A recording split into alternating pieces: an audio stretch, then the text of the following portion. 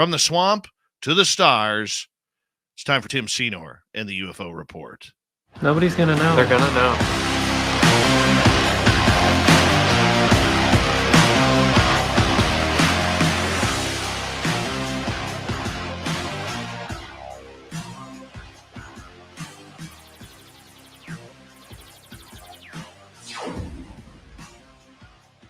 Yes, it's time for little Timmy Seanor, our resident Timbit, to come on in here with the UFO Report.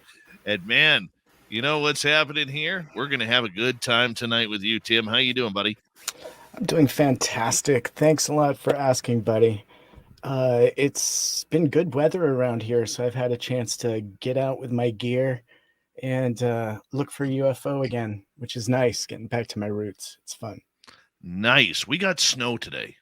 Oh, yes, I'm very happy about that. Cool. Very you were happy hoping about for that. Yeah. Well, you know what? I figure probably need another 2-3 feet of snow in order for the fire season to be kind of calmer around here, because I don't like breathing in forest fire smoke in the summer. It's kind of gross. Yeah. Get all the weather that you can so you can collect a bunch of H2O, right? To put out those fires. That's great. Absolutely. It's been a busy day in the UFO world. And, you know, a couple of nights ago when you were on, we had to bring in a real grotesque type story where a UFO group called UAPx had hired someone who had a criminal profile, let's just say, that landed him on a sex offenders registry for the rest of his life. And the good news is it looks like UAPx has come to their senses and stopped doing business with this guy. And this is kind of breaking this evening. And you know what? I've talked to a lot of people over the last 48 hours about this, Tim. And, you know, a lot of people, you know, especially on Twitter, and Twitter at the best of times can be a very ugly, ugly place. And here we go with this new update that UAPx has cut ties with a gentleman who had a criminal record for a horrific crime against a 15-year-old girl. And you know what? There is no place in ufology for that type of behavior or to associate with that type of behavior. Hey, I am all for people who have been convicted. They've done their time and getting a second chance. But for me in life, there is no remorse for anybody who harms a child at any way, shape, or form. And I'm glad that we can update that UAPx has cut off ties. I know they were taking an absolute punch to the face from many people in the social media realm, especially on Twitter. Some famous people were also ringing in on that, not just UFO people. And you know what? Never mind the UAPx thing, I liked how the community came together on this. I really do. In really sitting there, Tim, and saying, we don't want that. People already think that we're a bunch of tinfoil hat wearing weirdos. We don't want this in our community. We don't need this in our community. And the public did what the public needed to do, which was run this person, okay, who has been convicted. I'll just call him a scumbag. All right. I will. Okay. You can't sue me over calling you a scumbag for what you were convicted of. It's your opinion. And it is my opinion. And I think it's great. I think it's absolutely wonderful. All right. I wish more media outlets and podcasts and YouTube channels would have jumped on the bandwagon with this. Okay. Would have jumped on it. And I realize that it's a touchy subject. And we do have to, say this person was not a member of the UAPx group. He was somebody in a technological company that they were doing business with on the side. But finding out today that, they received a lot of pressure from groups like the SCU, which is the Scientific Coalition of UAP Studies, and they received a lot of public criticism that they did the right thing. Gary Voorhees and his group did the right thing and ended their relationship with this person really before it began. And you know what? There's been a lot of passionate people out there, like Dave Altman, especially, who, and for people who don't know Dave Altman, one of his best friends is Corey Feldman, the actor from Lost Boys and Stand By Me. And, I think he was like in every second 80s movie that came out. Yeah. But he had, this is a gentleman who went through hell and back as a child actor and came out with it a few years ago.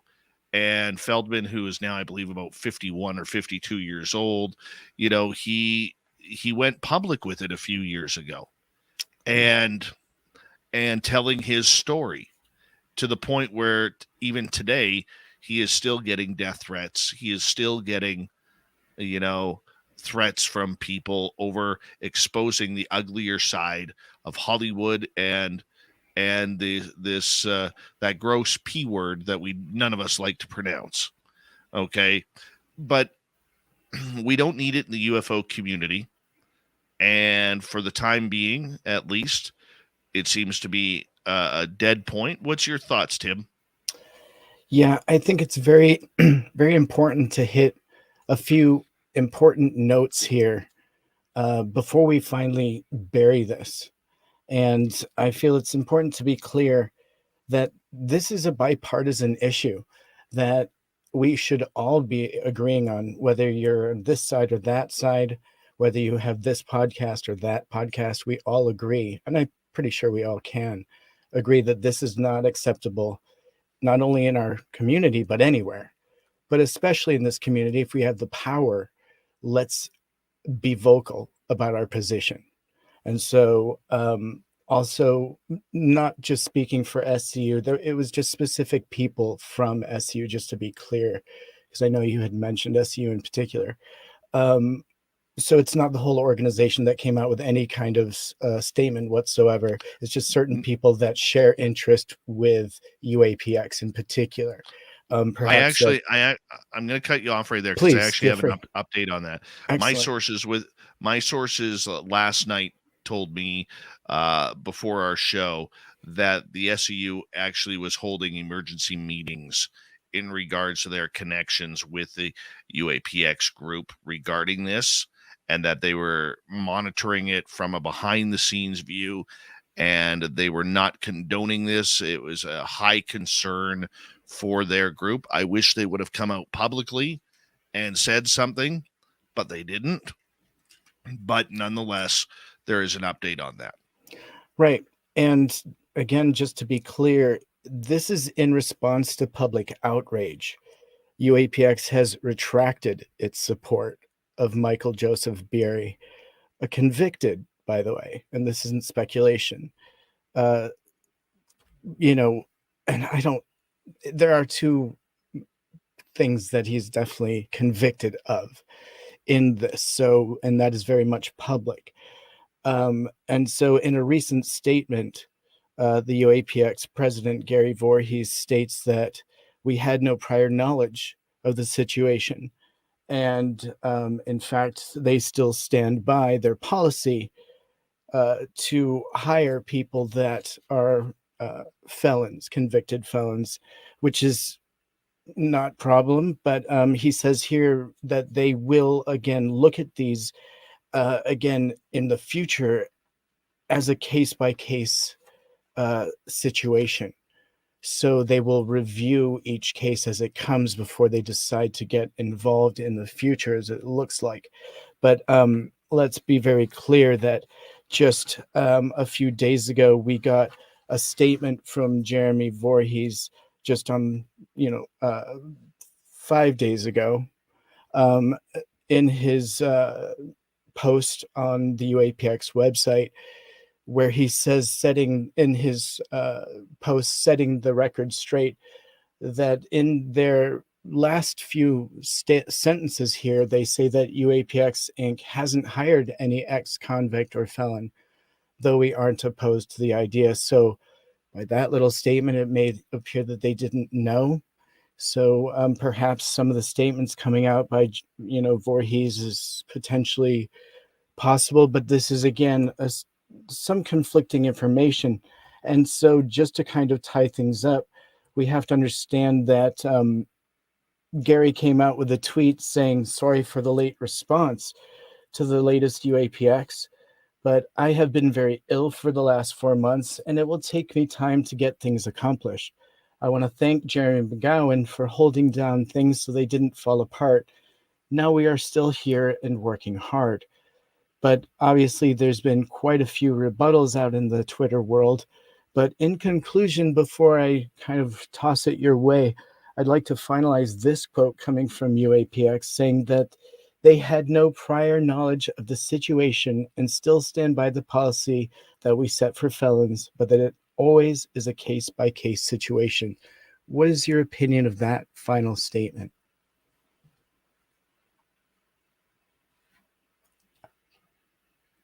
Oh, I have lost my sound. All you have to do there is we go. Google. It was you. Yeah. All you have to do is use Google. You can check out anybody. Okay. And this guy, literally, the minute you typed in his name, his rap sheet came up. Indeed. Okay. And, I don't feel any remorse for UAPx. What I do feel is that they need to gain a little bit more control of who they associate with. Any group does. It's not just them. This is any group. This includes us as Spaced Out Radio. You have to be diligent on the people you bring in to your organization, especially when you are dealing with topics as controversial as we do. Right? And it goes for any business out there. It doesn't matter whether it's what we do here or UAPx, or you own a clothing store, or you're opening up a McDonald's. Right? It really doesn't matter. You have to be able to do your due diligence in regards to who you are. And let's also say, you know what, there's a difference, Tim, between, say, a person who is caught for robbery, does time, okay, say does 5 years in prison, comes out and wants a second chance, clean themselves up, they want a second chance. I have no problem with that. No problem whatsoever. Yeah. Okay, they paid their dues. You harm a child, though, in any way, whether it's physically or sexually or whatever it may be, I'm sorry. There is no forgiveness for that. There is no forgiveness for taking the innocence of a child. And I'm sure, being a father of 3 kids and now a grandfather of 1, if somebody harmed one of my children, I would be literally going to jail next. And I think you would as a father, or anybody who as a father would. Yeah, I dread, that's every human's worst nightmare, to have to experience something like that with their child, of course. But I just wanted to reverse here just a little bit, because I wanted to point out that the statements don't quite line up, right? And so claiming no prior knowledge doesn't work, because your company just made a statement, publicly with your position on this. And, in there, it was very detailed and specific towards the individual. So the research had been done, and it was something that they'd accepted and moved on with, and was, by the looks of things, hoping probably that it never reached the light of day. That's the way the paper trail makes things appear to look. And now they're backpedaling desperately because of the outrage from the community, and not just the community now, because although George Knapp in particular has been watching this case, and he finds it absolutely disgusting, in a quote.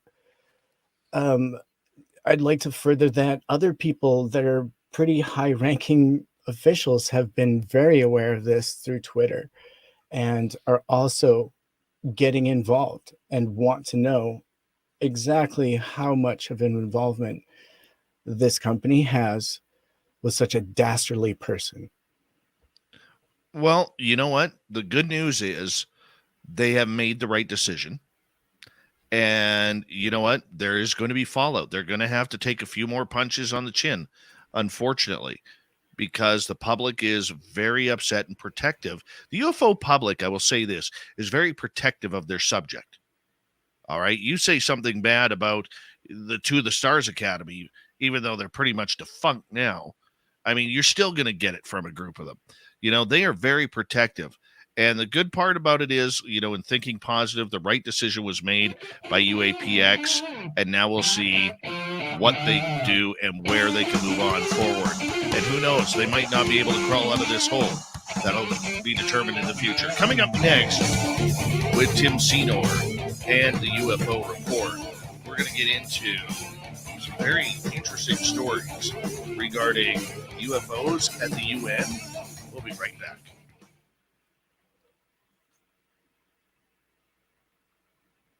Good. That was good. Yeah.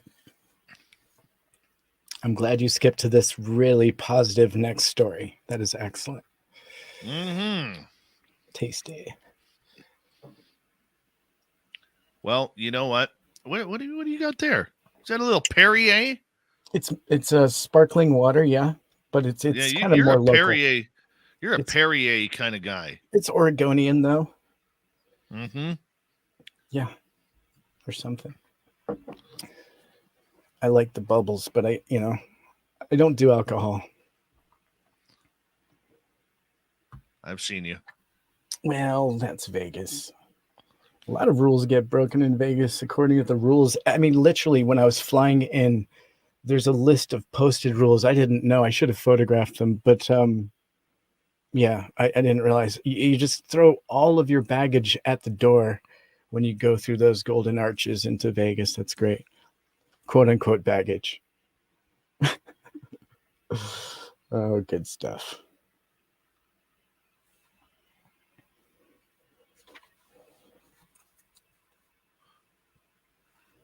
Oh man. You know what? Just talking about that subject makes me want to go for a shower, man. I know we have to, but it just makes me want to go for a shower. And brush your teeth and just forget about it. Watch a funny movie with John Candy or something just to get your mind off of it. Or anything.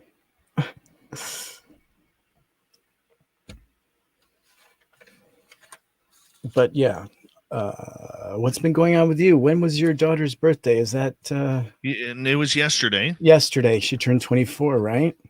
24. Amazing, dude. I can't believe you have a kid that old. I know. I know. I mean, my oldest is 21, and you're younger than me, right? I send her some money, and I said, go out for dinner. Well, she lives 4 hours away. Oh, okay. I said, go out for dinner and go get yourself something nice. That's put it on old dad's tab. I went out, speaking of going out, I went out to a tapas bar last night, which was a new experience. I mean, not really for tapas, but a tapas bar. It's a very Oregon thing. Everyone is tattooed head to toe, bandanas in their hair. They get to personalize their aprons, which is fun. And they show up with this massive menu of things that you could just throw a dart at because it doesn't matter. It's going to be amazing, but it's also like 2 bites, right? A tapas. And it's like $15 a plate for literally 2 bites. And you got to come to terms with that at some point. But you go in and you're hitting these flavors, and meanwhile you're looking, and this restaurant in particular has like an open area for the chefs to be back there doing their thing. and they don't seem like they are paying attention at all. I'm amazed that the food is this tasty, right? It's really nice. Hold on. Did you say tapas bar or topless bar? TAPAS, tapas. Okay, because everybody is, including myself, thinks you literally went to a topless bar. Yeah, I'm big into that too. I wish it was a topless tapas. Oh, dude, topless tapas. Come on, that is genius. Whoever, please do that. We need that. That would be fantastic. But yeah, it was just a really funny experience because back there, the chefs, they just seem like they're in deep conversations. Meanwhile, all this food is magically coming from nowhere, and I'm just like, they are only 2 bites. How long can that take? But it was like 6 chefs back there, nobody working, full restaurant, magic food coming out from behind them. How are they doing that? Oregon, how? I don't know, but I'm thinking, I'm thinking that this is Vegas talk. Mark Sanchez will be in Vegas. Good. Mark Sanchez, my question to you before you enter Las Vegas for the fan party, have you restocked on Hawaiian shirts before you go? Like that. Yep. Big thank you tonight to Sibylla, Jake, Ozzy Ange, and Steve for the super chats. And we really do appreciate the love. And, of course, you're going to be getting letters soon. If you've already emailed in about Vegas, you're going to be getting an update soon on your tickets. If you haven't, book your times right now because we want to see you all there. Let's go here. Final half hour.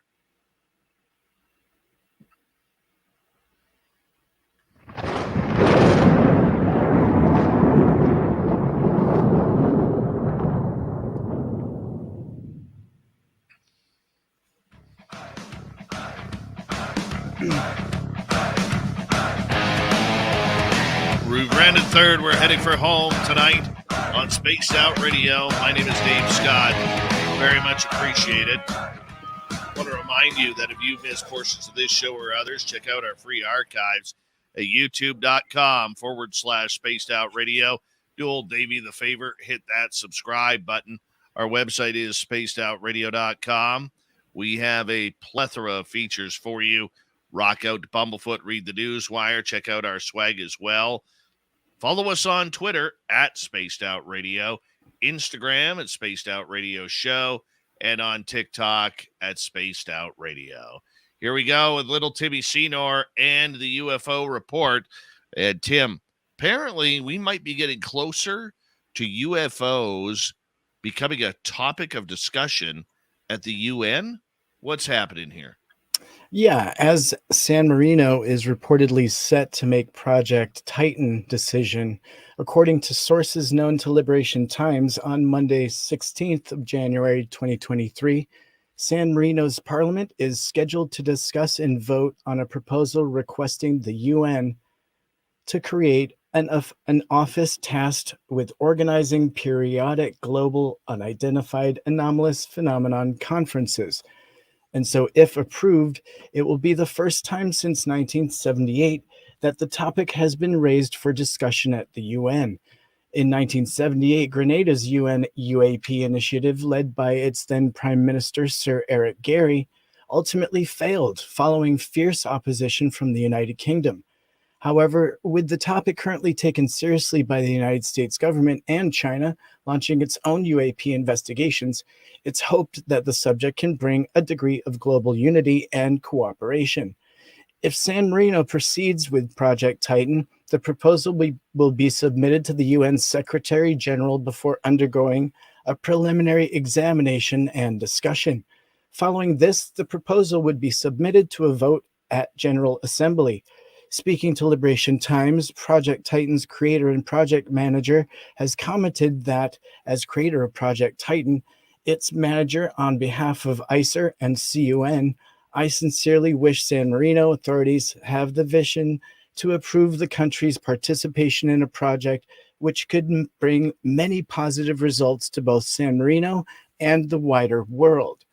And so, continuing this quote, he states, "I hope this project can also facilitate and achieve a climate of global unity and cooperation, which is something badly needed today."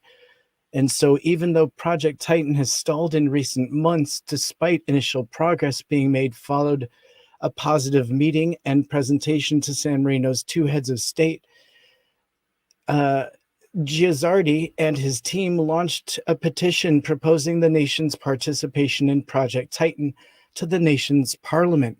And so the government of San Marino is no stranger to the subject of UAP, as it's been sponsoring the International UFO Symposium for more than 30 years, organized by their central organization for ufology study in Italy's main ufological organization.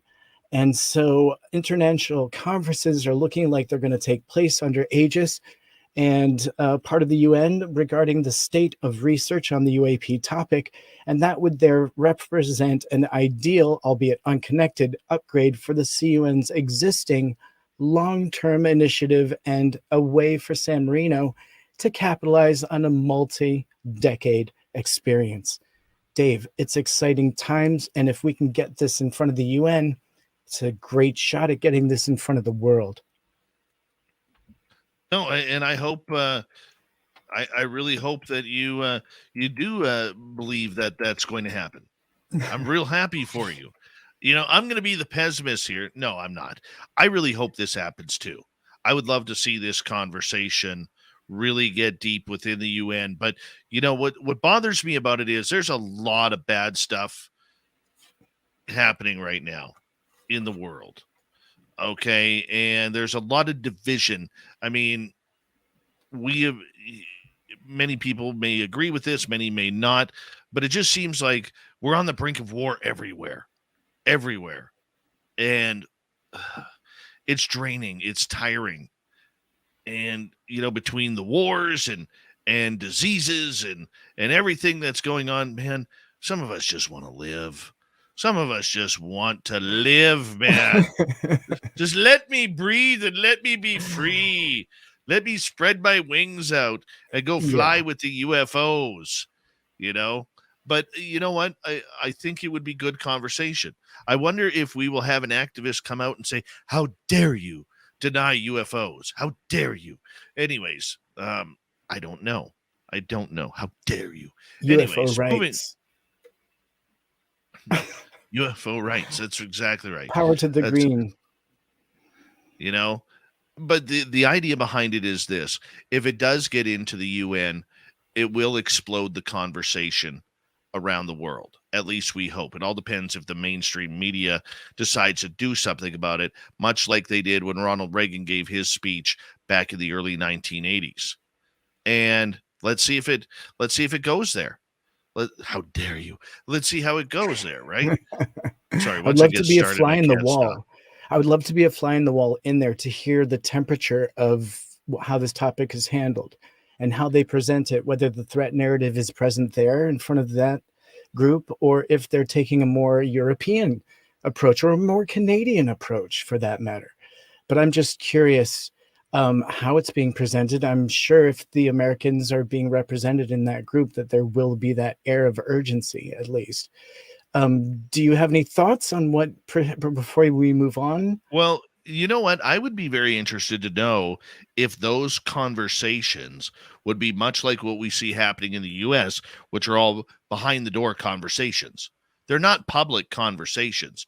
So the question is, if it does get to the UN after San Marino, does this topic go in front on camera where every person in every country has the ability to hear it?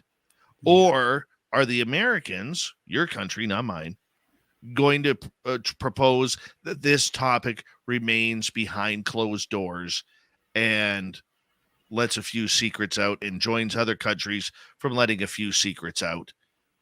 And that's where the conversation stays.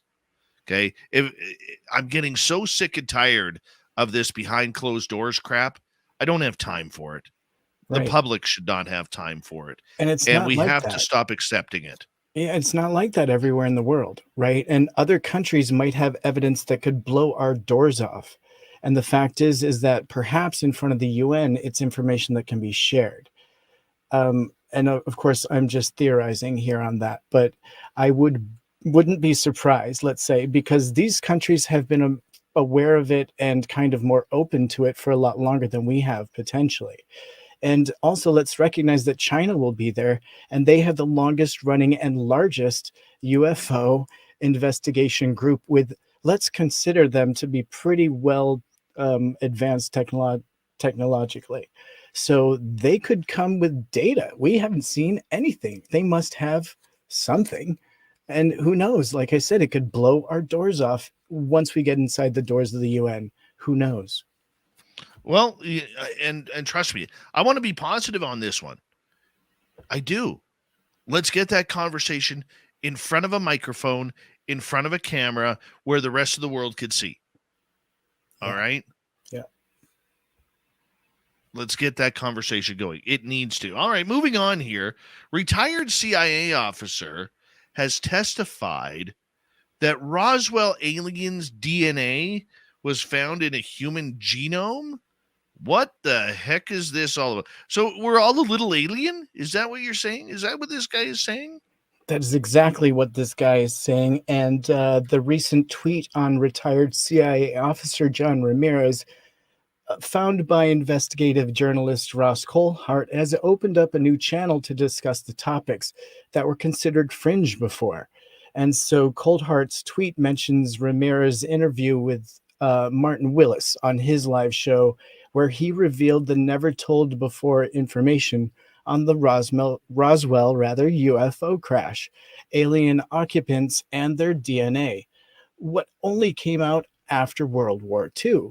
And so Ramirez discussed an unclassified meeting that he attended about modern human origins, his personal thoughts on the subject, his own personal experiences, and the UFO connection between him and several of his colleagues that led to their careers.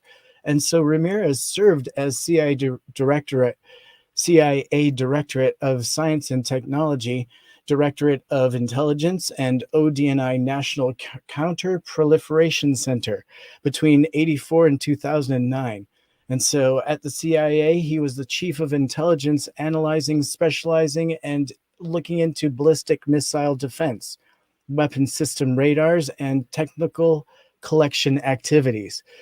And so he's obviously somebody that was an absolute expert in the topic. And so Ramirez continued on to serve in the U.S. Navy as an electronics warfare technician aboard surface ships from 73 to 79. And so Ramirez says that he attended a one-day symposium at a hotel in 2001 that was unclassified, but it was about which he himself was surprised. And he recalled the story and went back to it after, and considered that the roots went back to World War II. He said that the CIA was interested in the hybridization of humans, and he was told by two top officials, quote, their names have been classified, that they discovered an alien DNA in the human genome. And in a quote, he says, "I give credence to the fact that Roswell actually happened. I believe personally that bodies were recovered, and if these bodies were examined and their DNA was examined, and they know what the alien genome looks like, and they know when they look at humans and they can identify the same sequences in the human genome." And so I think that what he says, I think that was what led to them, that there's a hybridization of humans. And they further said in this one-day symposium that they have not only alien DNA, but enhanced alien DNA. And we know that Roswell happened on July 47, and we believe in Colonel Corso. And if you believe in the eyewitnesses, and if you believe in Roswell's story, then you know that the bodies were recovered. And that's about all it would take for this story to be true. And so, Dave, what are your thoughts? Dig into this, because there's a lot to unpack here. But what are your thoughts about alien DNA being within the human genome since World War II. That's a lot of horny aliens. That's my thoughts. That is a lot of horny aliens. Getting on with the people of Roswell, making sweet love with their, crash site orgies that they're having. Hey, it's a little risque, but whatever turns their boat. They're out there. There's definitely a fetishist out there that's totally into aliens, of course. Of course there is. We see about half of them in our chat room on a nightly basis. That's right. Yeah, I'm pointing at you, random guy, right? Alien lover. Hey, damn alien lover. No, but seriously, this is where I have a tough time believing. All right? I really do have a tough time. Now, is it possible that if bodies were found at Roswell, that potentially we share some of the same genomes? Sure, because we don't really know what life was like 5,000 years ago, 3,000 years ago, even 1,000 years ago. We don't know. We don't know what was happening prior to the dinosaurs. We don't know what was happening. If you're a creationist, it's only like 6,200 years. But nonetheless, we don't know. And you can't close the door on it. But I think that opens up a part of the conversation that we are not ready for. All right. I mean, the public isn't even ready to really bounce off the ideas that people are being abducted. Now you want to get into alien genomes inside every human being? It's comments like that where I wonder about a person like John Ramirez, if he is just setting something up in order to make this entire subject look like a farce. Because let's remember, he's very public that he's CIA. Very public about it. All right? Right. So that's where I question it, man. Yeah, and unfortunately, a lot of the stories that we hold true in ufology have come from sources like this that have anecdotal evidence only, which is really hard. It's really hard. No matter what someone's background is, you don't know what their current motivation is, and even where the original information came from. So let's just assume that perhaps Ramirez believes every single word that he's saying is true, and he probably does. But the information that is sourced to him could absolutely be manipulating him, or Very true. The chain of information, or it could absolutely all be true. And I wanted to kind of unpack a part of it, because if, let's say, we could discover via a blood test that there is an element of enhanced alien DNA in you or me, or someone that claims to be a hybrid, let's consider that we could find that alien DNA in us and prove it. Well, that would be fantastic, because that would lead to some bigger questions. So it is something that is provable and testable. And then that brings in Gary Nolan and people that, you could potentially search out this DNA within the human genome. We're hearing the claim. Let's find some evidence to back it up. Somebody is extremely artistic. That is fantastic. A Timbits with Timbits.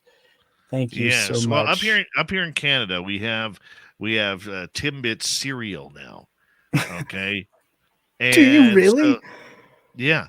Oh, you're blowing my mind. So why our man YJ Overlander in our chat room? He's pretty good with the Photoshop. He put Tim Seanor's picture on a box of Timbits cereal, which is titled SOR Vegas Party Mega Pack.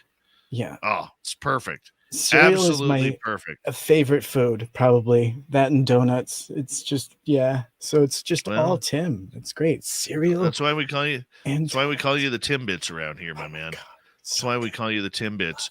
Quickly here, we only got a couple of minutes left.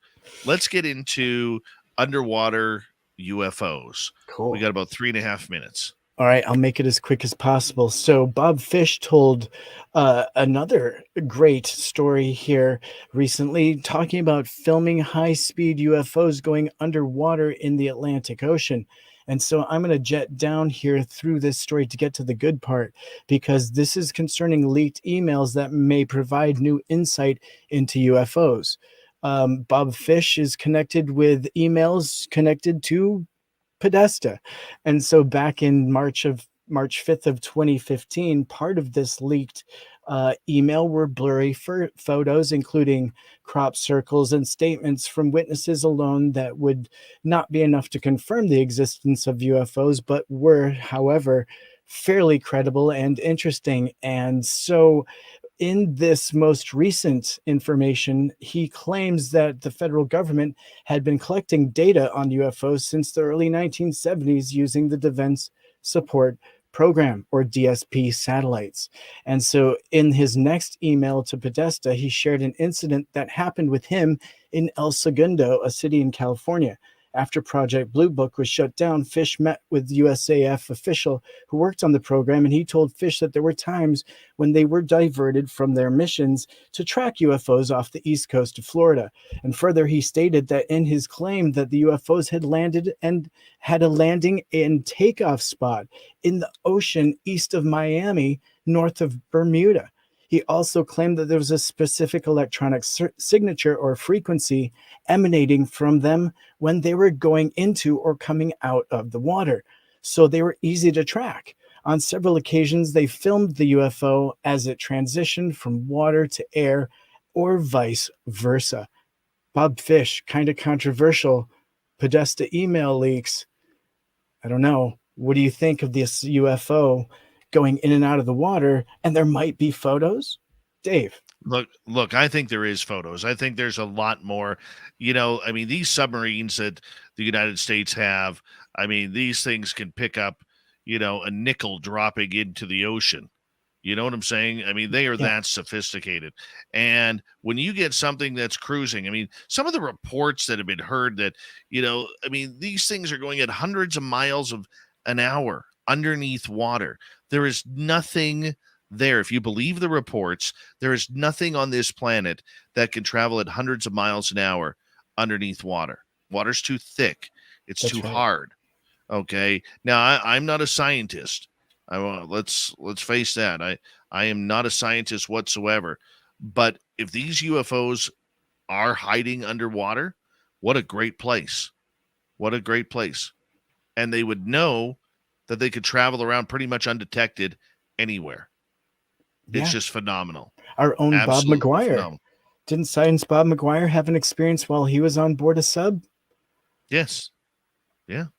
I Absolutely. mean, there's definitely something under there. Will we ever see the photos? Probably not. Probably not. Much like NASA giving us real photos instead of scrubbed ones of space. Tim, thank you so much for another great UFO report. Absolutely appreciate you, buddy. Absolutely appreciate you. Thank you to Swamp Dweller for coming on in with another spooky story, and our man Merle bringing in Craig Owens to talk about some hauntings in SoCal's hotels and inns. What a great show for what we did tonight. What a great show. Just a power show of information. That's what we do. That's what we do. And that's why we love being here each and every night for every one of you. I hope you all had a good time. And we'll be back tomorrow night once again for another message from the weird. We got Mr. Ron Bumblefoot THAL rocking in the background with Little Brother is watching. Bumblefoot is the official music at Spaced Out Radio, rocking us in and out of every single show. Get your horns up for the guitar god himself. Special thanks to everybody listening in at home, at work, in your cars, wherever you may be. Thank you to everyone in our chat rooms tonight. YouTube, Twitch, LGAP, Spreaker, Facebook, LinkedIn, the Space Travelers Club, and on Twitter at hashtag Spaced Out Radio.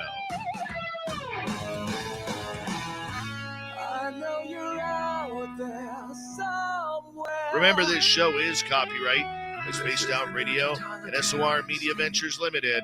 Thank you so much for choosing to share your evening with us, because together, my friends, we're watching.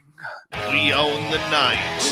Mr. Bumblefoot, we need a favor. We need you to take us home.